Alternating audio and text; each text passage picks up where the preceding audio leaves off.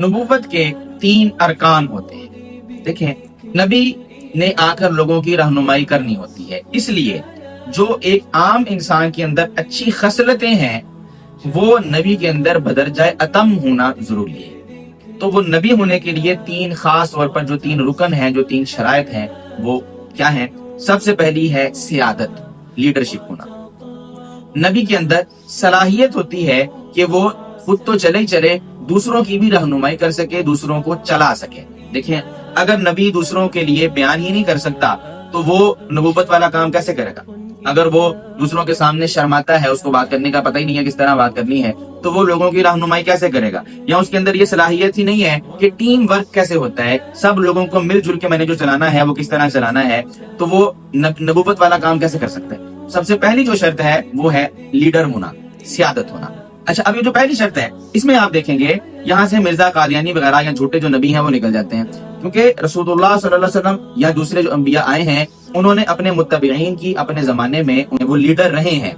लेकिन मिर्जा कादियानी खुद लिखता है कि मैं अंग्रेज की जो है ना वो हुकूमत को मजबूत करने के लिए आया हूँ, अंग्रेज का खुद काश्ता पौधा हूँ। यानी वो अपने आप को लीडर कहते ही नहीं है, वो अपना लीडर किसी और को समझ रहा है। तो ये जो नबी की तालीमात का, नबी के जो उसके जो अरकान होते हैं, जो शराइत होती है, तो पहली शर्त पर ही पूरा नहीं उतरता, यहाँ से ये निकल जाता है।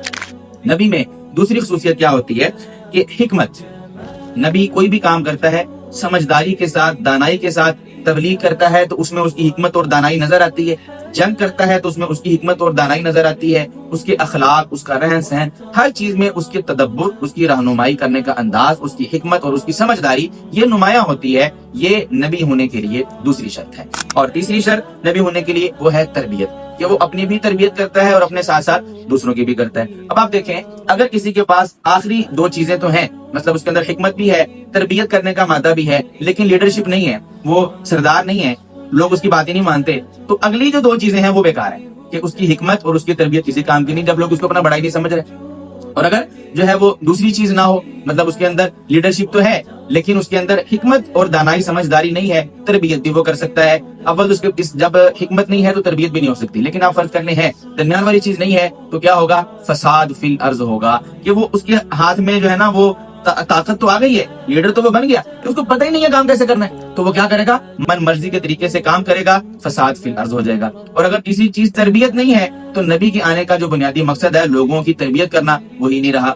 तो किसी के भी नबी होने के लिए ये 3 अरकान हैं। इस क्राइटेरिया पर, इस बुनियाद पर आप जितने झूठे अंबिया आए हैं उनको अगर आप रखें तो आपके सामने बात वाज़ेह हो जाती है कि नबी कौन होता है और कौन नहीं है। जज़ाकुमुल्लाह।